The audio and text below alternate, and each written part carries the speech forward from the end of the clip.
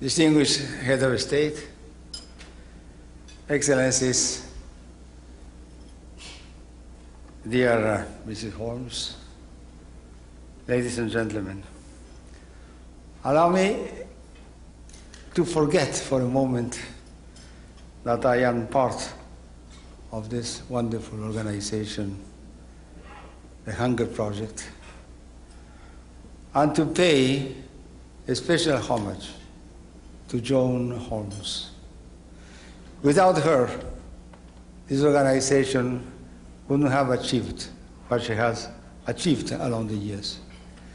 She's a woman who understood that nothing can be done for the world if we don't pay a special attention to Africa, because there never will be peace in Africa if there is not a minimum of well-being for the Africans in the whole continent.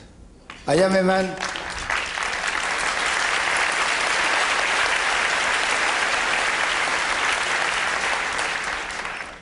a man who comes from the third world. My country is a country in need, as so many countries in the world. But no continent needs more support from the international community than the African continent. I was very happy during my 10 years as Secretary General to consider Africa as the main priority for the international community. That's what I think we have to pay a special tribute to Joan, because Joan saw what many, many in this world, not only in this country, have never seen, that Africa is, I repeat it once and again, is priority if we want to preserve peace in this world. Well, dear friends,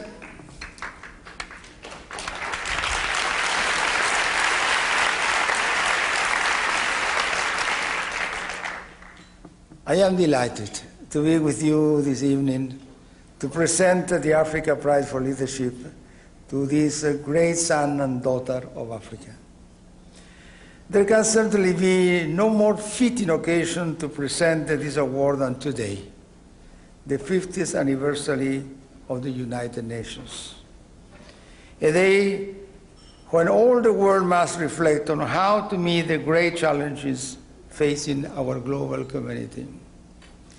And allow me to say that our Hunger Project shares many objectives with the United Nations.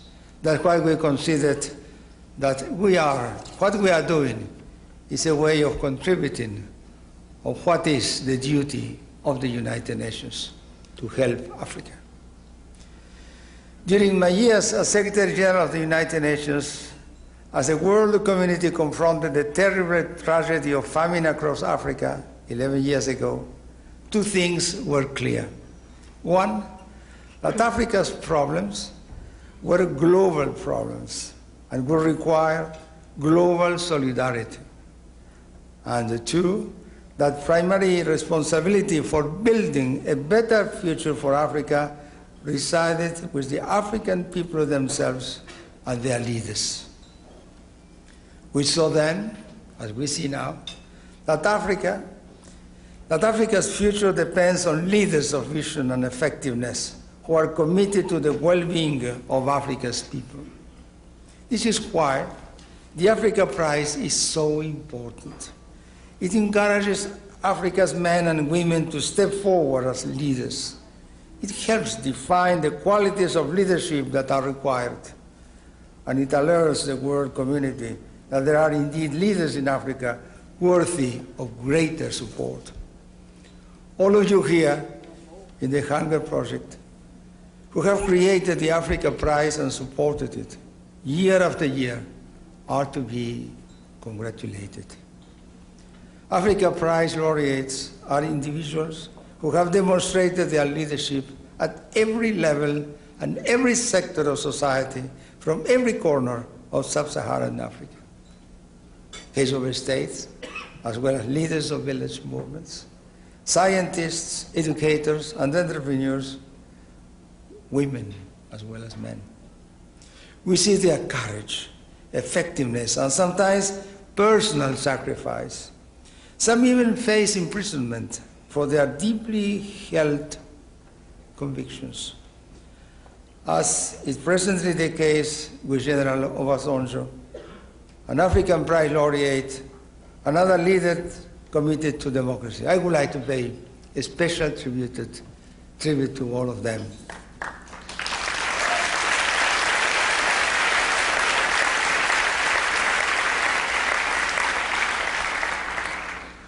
The Africa Prize, as you know, annually honors a distinguished African man or woman who has exhibited exceptional leadership in bringing about the sustainable end of the persistence of hunger at the national, regional, or continental wide level.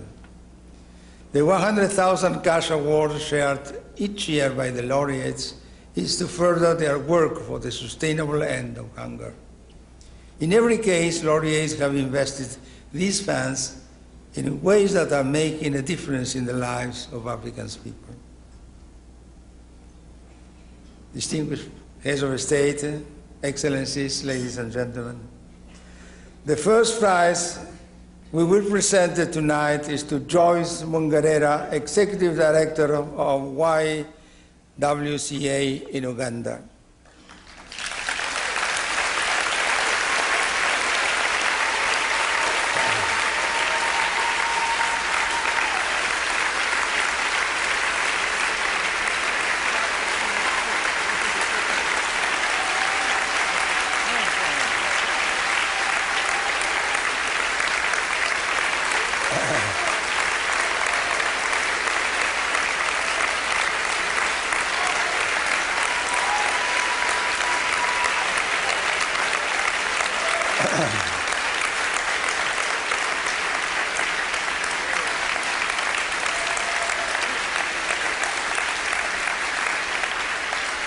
Under Ms.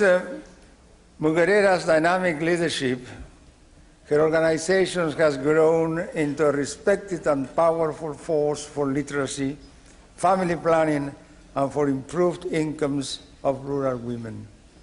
It has 1.5 million paid members and 1,000 staff, making it one of the largest non-governmental organizations in Africa.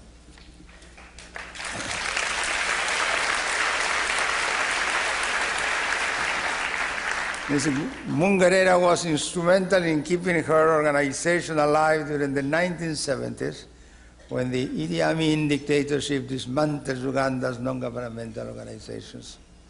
After Amin directly threatened her with execution if she didn't close down, she went into hiding and tirelessly continued her work underground.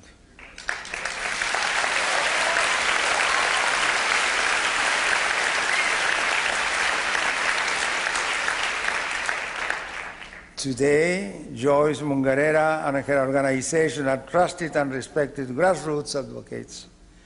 The government of Uganda entrusted it to administer Uganda's first revolving credit scheme for rural women. The experiment was so successful that Mungerera is now working to establish a rural women's bank in Uganda. Bravo, bravo.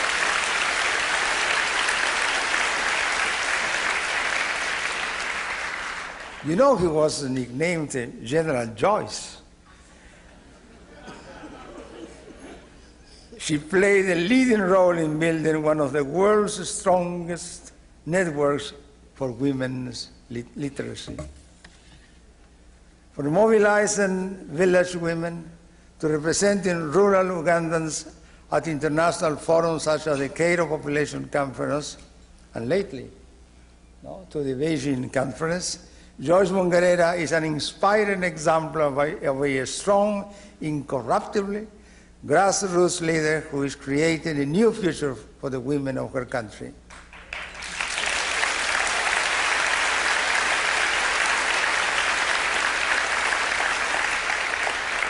Dear John Holmes, if you would now join me here at the dais, we will present the 1995 African Prize for Leadership to Mrs. Joyce Mungerera.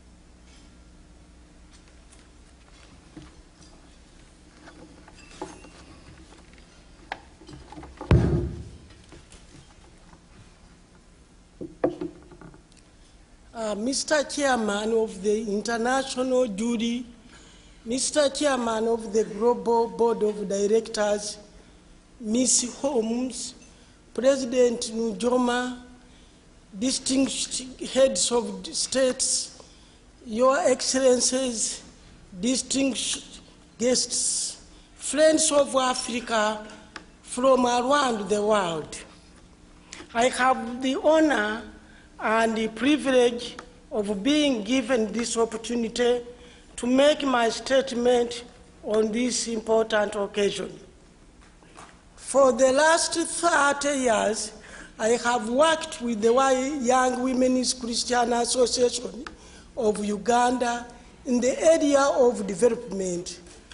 Over this period, membership of the association has grown from about 3,000 to 1.6 million women and girls.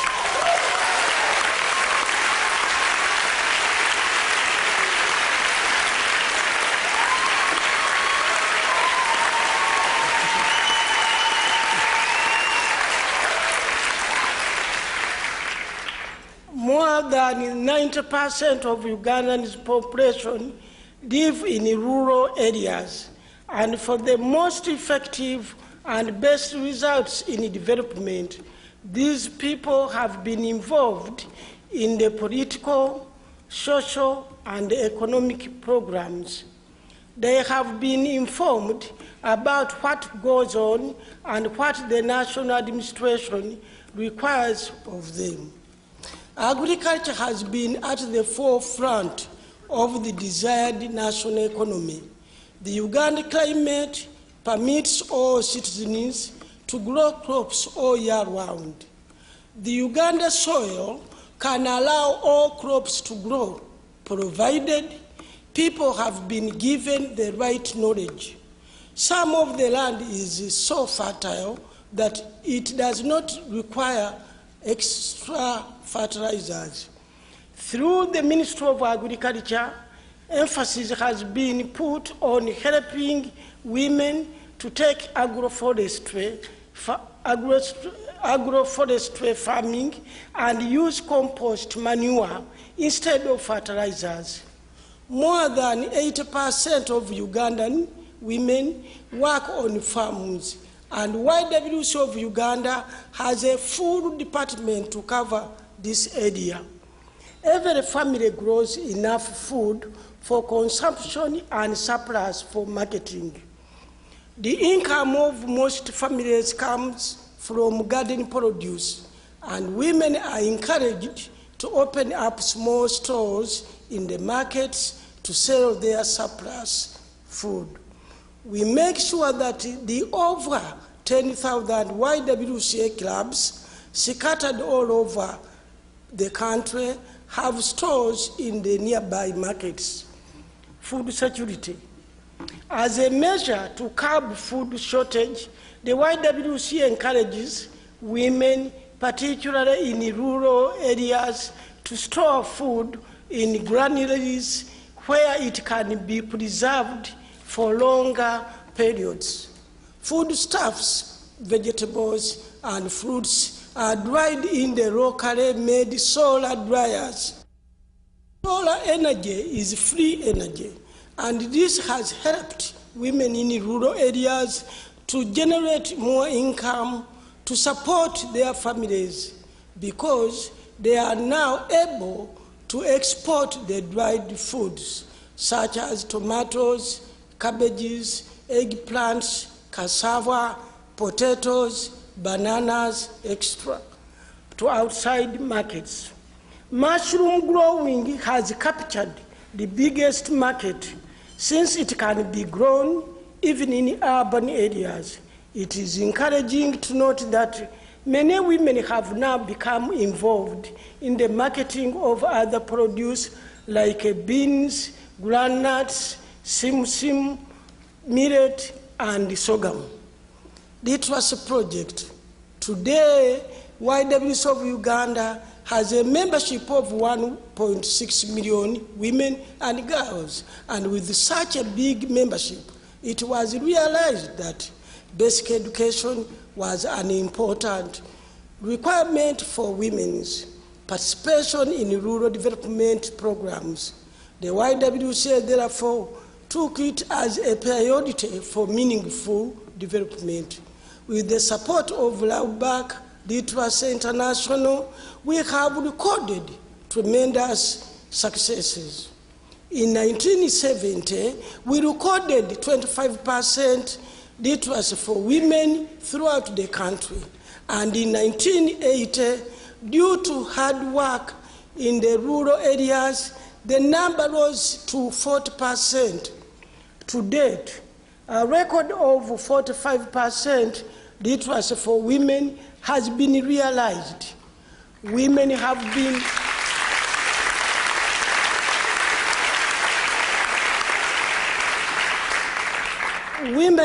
been trained in skills like keeping records of their businesses, selling produce at markets, and issuing receipts, since they can now write and read and do basic numeracy. In achieving this success, we developed a nationwide system of literacy, community development projects throughout Uganda. We worked hard on recruiting, training, and supervising district coordinators and community-level literacy instructors, all of whom work as volunteers within their localities. Most importantly, we established community development groups that emphasize basic reading and writing skills, as well as learning and action in such areas as health, sanitation, agriculture, nutrition, current affairs, cultural expression, and leadership. Learning and training materials were provided to support the literacy learning groups. These materials have been printed in different languages, and to date, the results are extremely encouraging. Today, women have been empowered to take responsibility in organizing themselves as the grassroots, to identify areas of concern in other integrated programs, to be able to get more instruction for the development of their own programs. Environment, energy, and appropriate technology.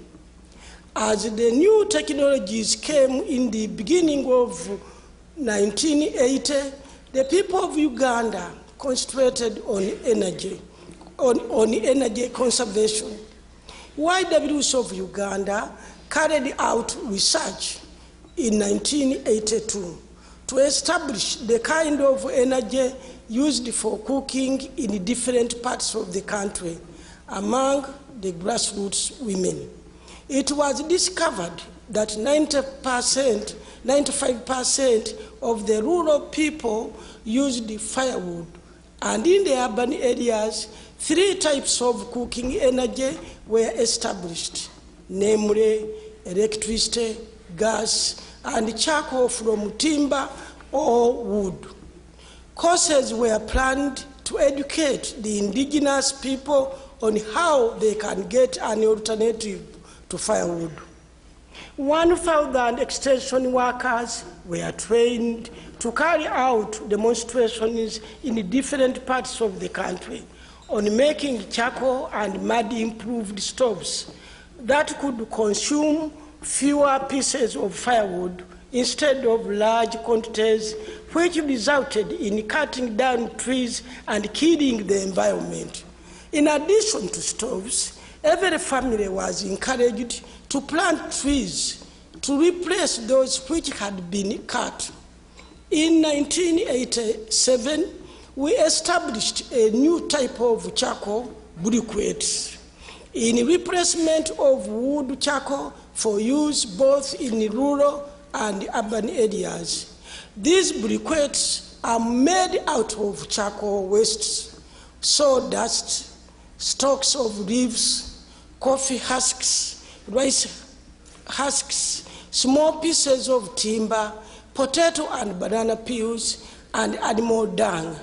All these make good recipes for the briquettes. This is the easiest way of avoiding cutting trees to keep our weather and seasons constant. Livestock.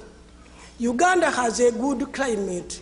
Animals have enough pasture to keep in good health. Alternative feeds have been produced in different areas of the country. Fish farming is done all over the country, and YWCA has done a lot of fish farming and trading around the country. We have organized fish stores in different markets, and the women are deeply involved in the sales. Our government has also encouraged fish farming where animals are not available. Poultry farming for natural and foreign breeds is encouraged, and these have proved very popular due to the short time taken to produce results. YWCA embarked on the farming of heifers in 1984. During the war, a small number of animals was received as a donation from Heifer International of the USA. Due to good training carried out by our veterinary doctors, today large numbers of heifers have been produced as a result of the multiplication element involved. Other NGOs are doing the same, and the government is encouraging every NGO to embark on livestock farming to have enough milk and meat for consumption and the surplus to generate income for school fees and other home necessities. Vocational Training Center. The Uganda government has encouraged all institutions to expand their centers to cater for big numbers of school dropouts. YWCA has done a lot in introducing these vocational training centers and for school dropouts, because the students leave out of schools because of the following reasons: lack of school fees, early pregnancies for girls, death of parents due to repeated wars, epidemic diseases, HIV, stroke, AIDS. Many vocational training centers cater for these groups and provide skills to enable them to get employment in order to earn a living. Reproductive health. Emphasis has been laid on adolescents. Our organization caters to an increasing number of young women. Since the number is big, more efforts is taken in providing courses on reproductive health and family planning. Savings and credit schemes. We realize that for the global economy to grow, women should be involved.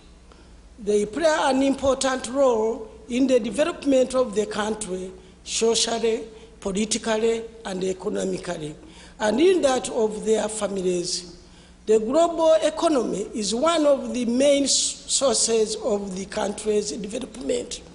Women have found themselves in more and more industries in the creation of income to solve the problem of hunger.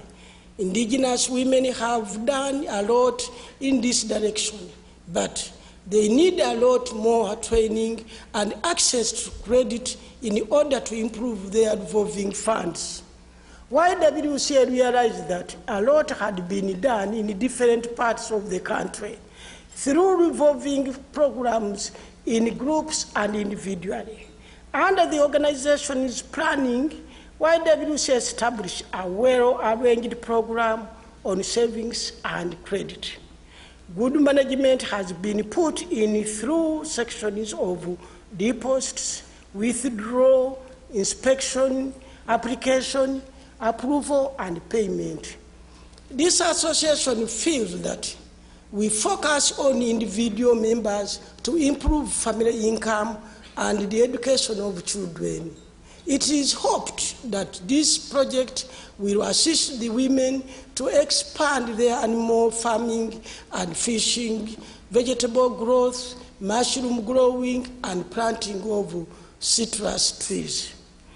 Cash crops have been organized and developed. It is our aim that within the next 5 years, the association will be able to construct its own bank. Decision making.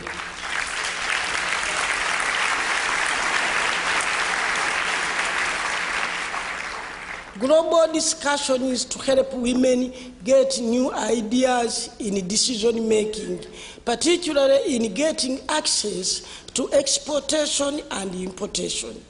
And they should fight for their rights and equality in families, schools, and government.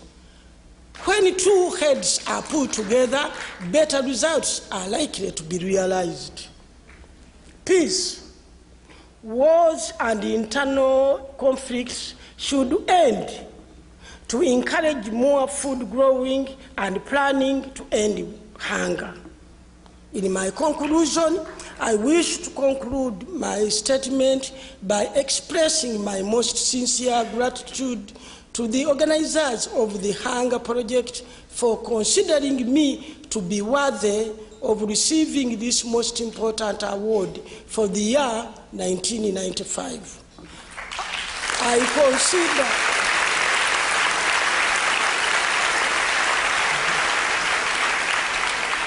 I consider this to be an honor to my country, Uganda. I wish to assure them of my continued interest and efforts towards the war against hunger. I do also wish to thank the members of the YWCA of Uganda and the YWCAs and other organizations, local and international, for their cooperation and support. I would like to thank especially my government of my country, Uganda, for their full support and interest in our programs. Thank you.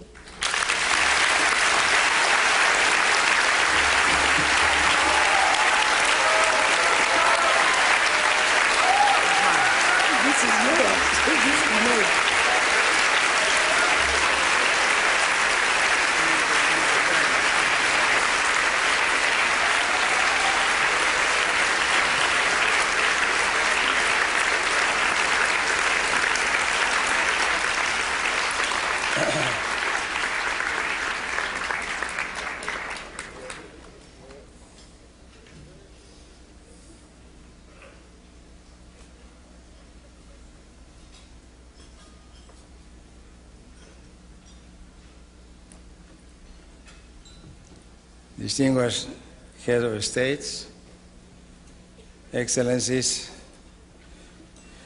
ladies and gentlemen, I am personally very moved and honored to present this second prize. As I have known Mr. Nujoma personally through the years when he led his nation's liberation struggle through the negotiations for independence with which I was intimately associated, and finally, with great joy, at the historic moment when I had the privilege of administering his oath of office as Free Namibia's first president.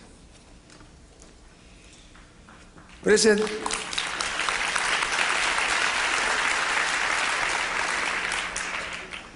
I would like to emphasize something which perhaps hasn't been properly realized. That is the independence of Namibia, who opened the last door leading to the end of apartheid.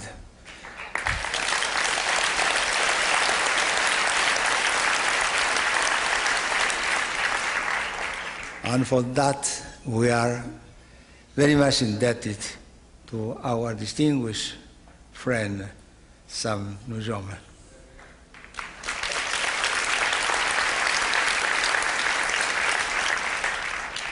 President Nujoma is an outstanding leader and an extraordinary human being. His passionate love for his country not also galvanized his people through 30 long years of the liberation struggle against apartheid South Africa, but also won the hearts of people around the world for the cause of freedom for his people. This same boundless energy now enables President Nujoma in the challenging task of reconciliation in his nation, binding the wounds of former enemies with vision and commitment to a better future for all. President Nujoma has a lifelong commitment to the countryside. Born to a farming family, producing food to himself since the age of 5, he made farming a priority even among the freedom fighters during the liberation struggle. Since independence in 1990, his government has placed the highest importance on rural development. President Nujoma has crisscrossed the countryside to encourage farmers to plant, use improved seeds, and bring more land into cultivation. Within 2 years, Namibia increased maize production by 50% and millet production by 75%.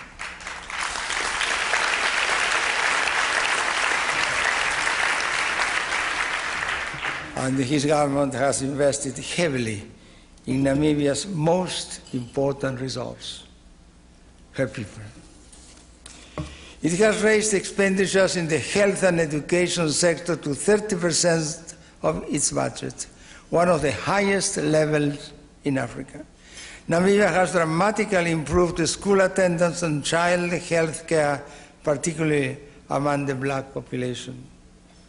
As in most of Southern Africa, the best farmland is held by white settlers, which makes land reform a burning and contentious issue. With compassion and great patience, President Nujoma has built a new consensus, passing a land reform law that seeks to redress the glaring inequities while maintaining harmony among Namibia's people. President Sam Nujoma embodies the quality of courage, dedication, and effectiveness, qualities which the Africa Prize stands for and who we are pleased to honor. On behalf of the international jury, it gives me profound pleasure to present the 1995 Africa Prize for Leadership for the Sustainable End of Hunger to my very dear and distinguished friend, President Sam Nujoma.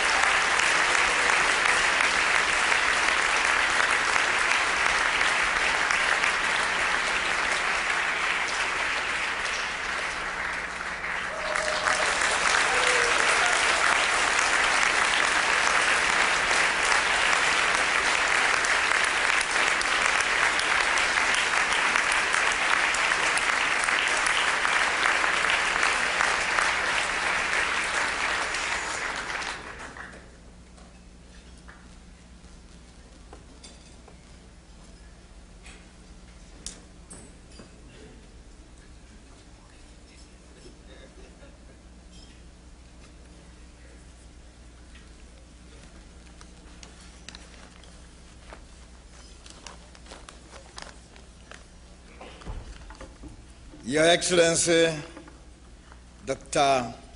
Javela Press de Quea, Chairman of the International Jury, Ms.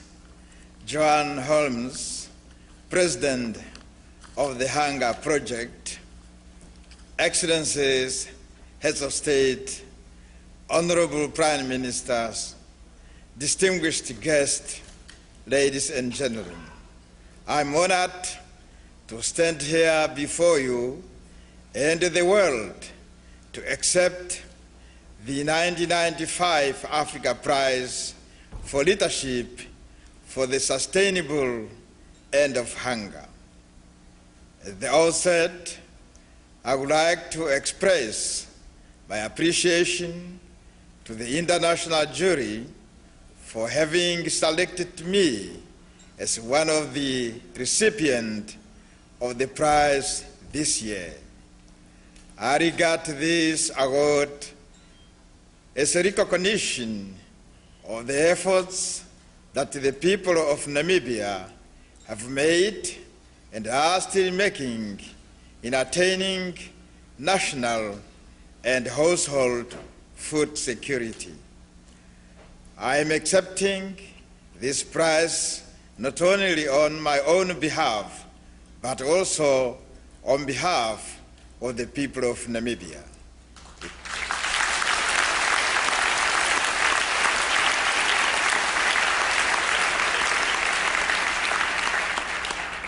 It is deeply gratifying to me personally and to the people of Namibia that the chairman of the international jury is no one other than Dr. Press de Quea, who, as Secretary General of the United Nations, devoted a considerable amount of time and creative energies to efforts of bringing about independence of Namibia.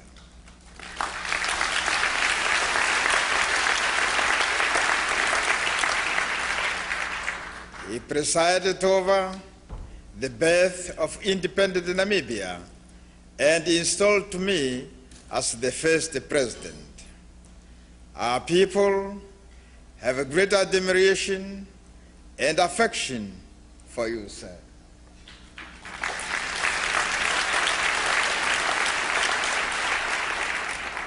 I would like to take this opportunity to warmly congratulate my fellow Honorary Ms. Joyce Mugarera. I'm indeed impressed by her accomplishments as leader of the Young Women Christian Association for 30 years. We need more people like Ms. Mugarera, people who are committed and dedicated to making a difference in their communities. During the struggle for national independence, we developed the policy of self-reliance in food production. This policy was successfully implemented in our settlements in Angola and Zambia.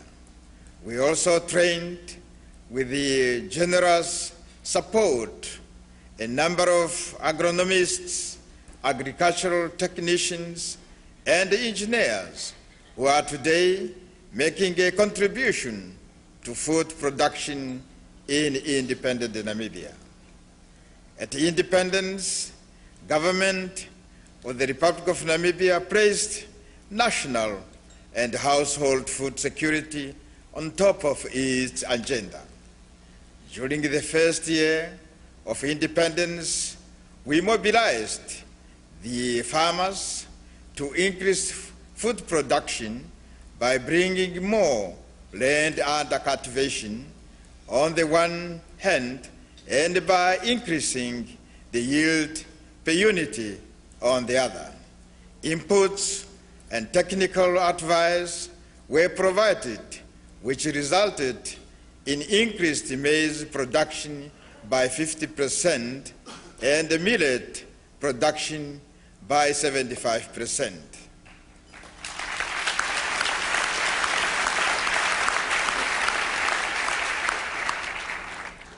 following year, the government planned to increase output further, and we expected to meet national requirements in maize and millet production. Unfortunately, the 1991-1992 drought set in, and we could not meet our target. Since then, Namibia has been subjected to recurrent droughts. The government introduced a drought relief program which ensured that no single life was lost because of drought. We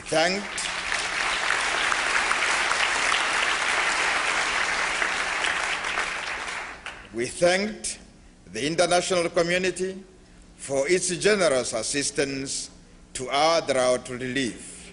However, it is our belief that hunger in Namibia or in any part of Africa cannot and will not be aided by food donations from the industrialized countries. The fight against hunger is a fight in which all the humanity should and must involved. We as leaders of our countries and communities have a duty in our respective capacities to ensure that no person, especially children, should go to bed hungry.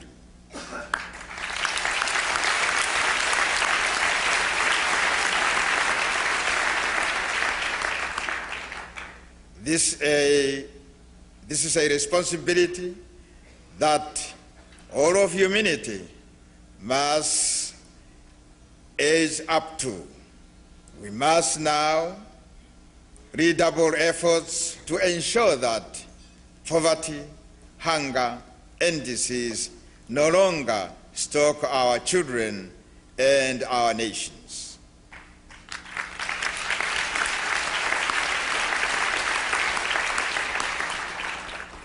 It is against this background that we are introducing drought management into farming system, recognizing that our environment is susceptible to the vagaries of weather.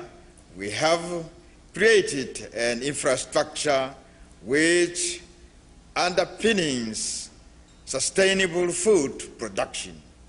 We have introduced irrigation schemes along our perennial rivers to take advantage of our scarce water resources. We are also putting emphasis on sound management of our natural resources in order to prevent the degradation of environment and protection.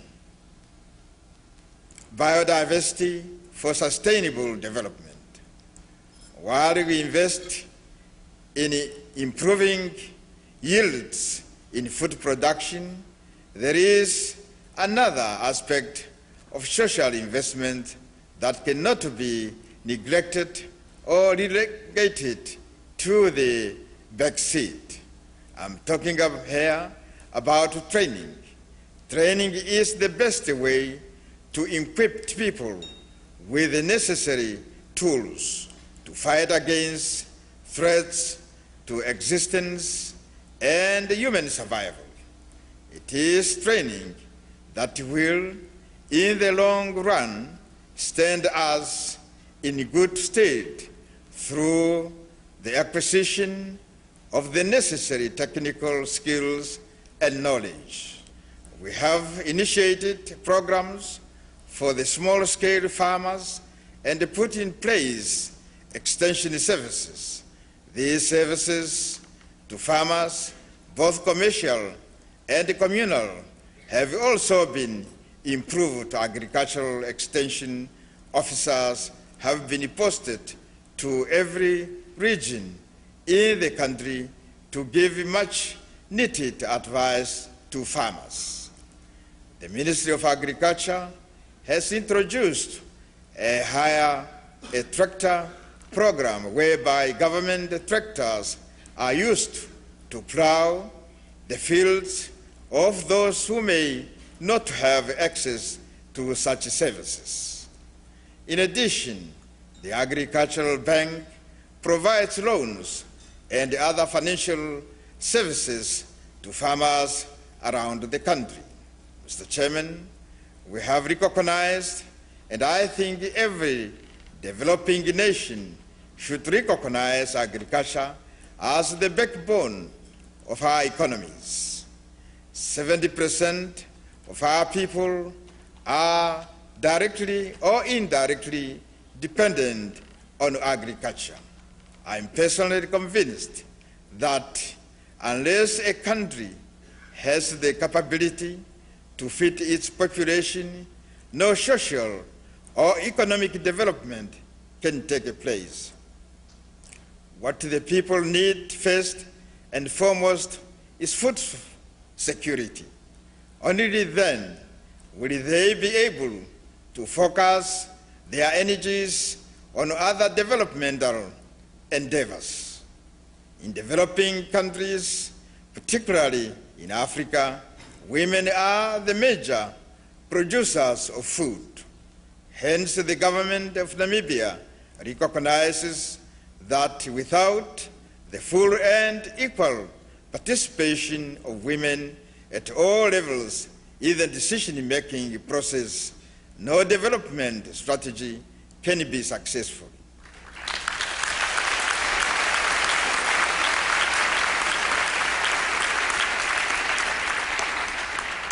Mr. Chairman, I see in the Hunger Project and the Africa Prize, in particular, an example of dedicated and selfless people who are working hard to make our world a better place for all to live in.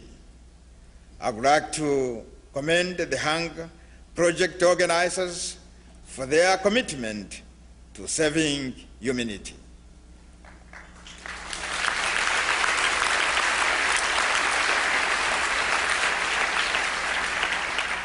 I wish you renewed strength to continue motivating people around the world to bring about positive changes in their lives, especially the welfare of our children.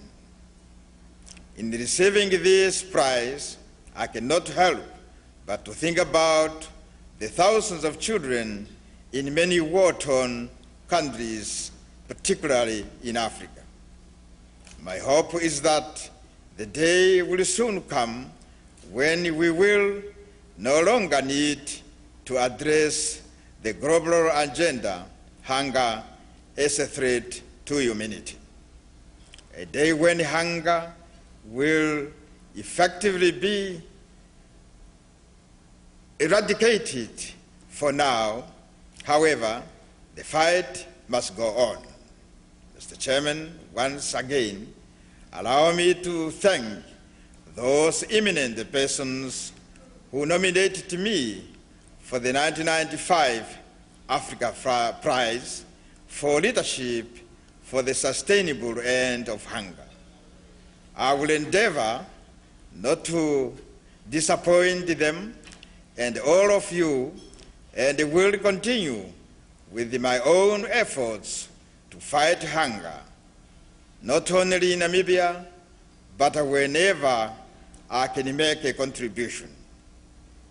I have the pleasure and a great joy to announce to you that I have decided to donate the prize money to build a modern maternity clinic in Namibia at a location in our rural area where no such facility exists at present.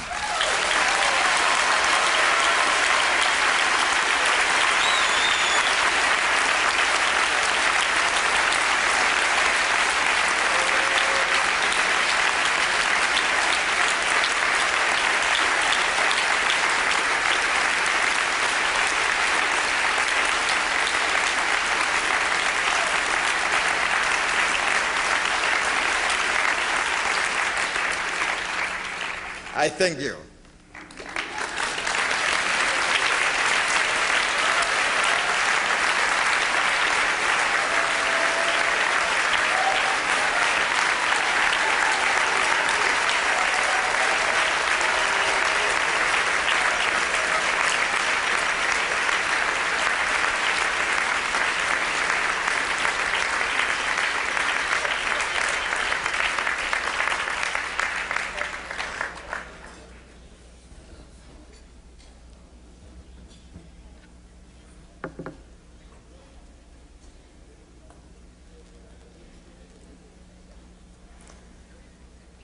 Thank you, Dr. Javier Perez de Cuellar,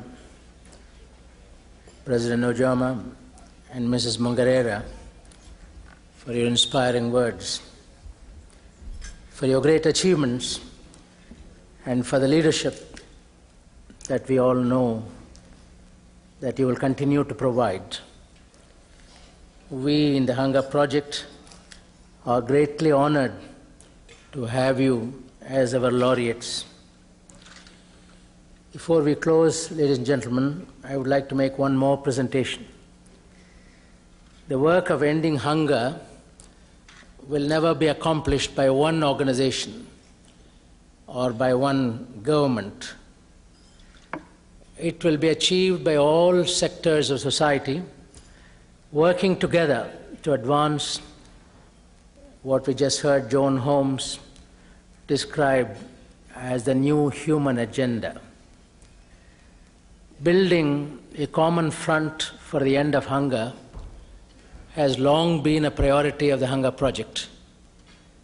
We in the Hunger Project would like to recognize the achievements of individuals whose outstanding contributions in various fields is a vital part of this common front.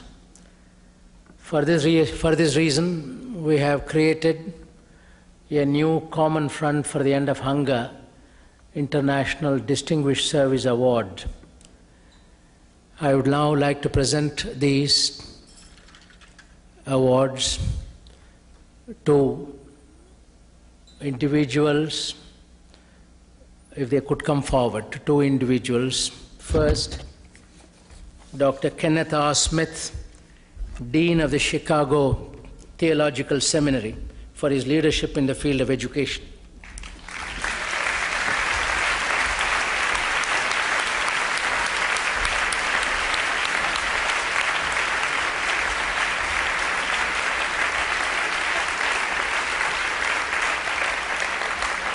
And Naomi Wilden for her outstanding personal contributions to the upliftment of the world's poorest people.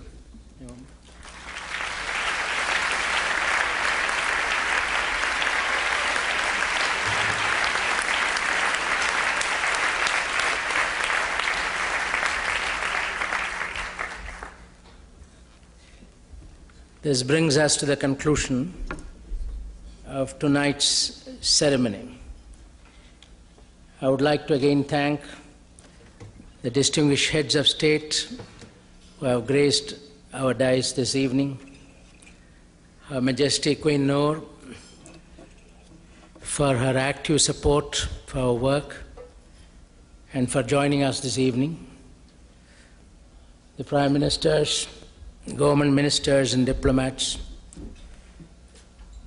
Majesty the King and Queen, the dedicated professionals from many fields who stand with Africa for the revitalization of that great continent, and last but not least, the thousands of Hunger Project activists, both here tonight and those who are not with us today but who are around the world, whose thoughts will be with us this evening, and whose generosity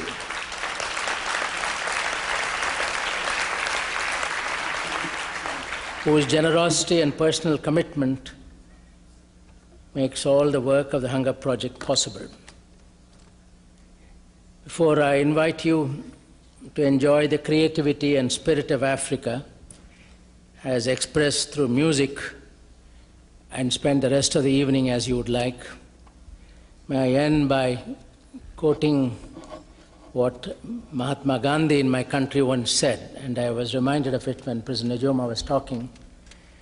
And he said to all of us who are better off, who have greater blessings in the world, that when you go to bed tonight, you think of the poorest person you have seen in your life, woman, child, or man, and when you wake up tomorrow morning, ask yourself whether something you are going to do during that day will help to wipe the tears of these more unfortunate sisters and brothers of us. Thank you and enjoy you. Good night.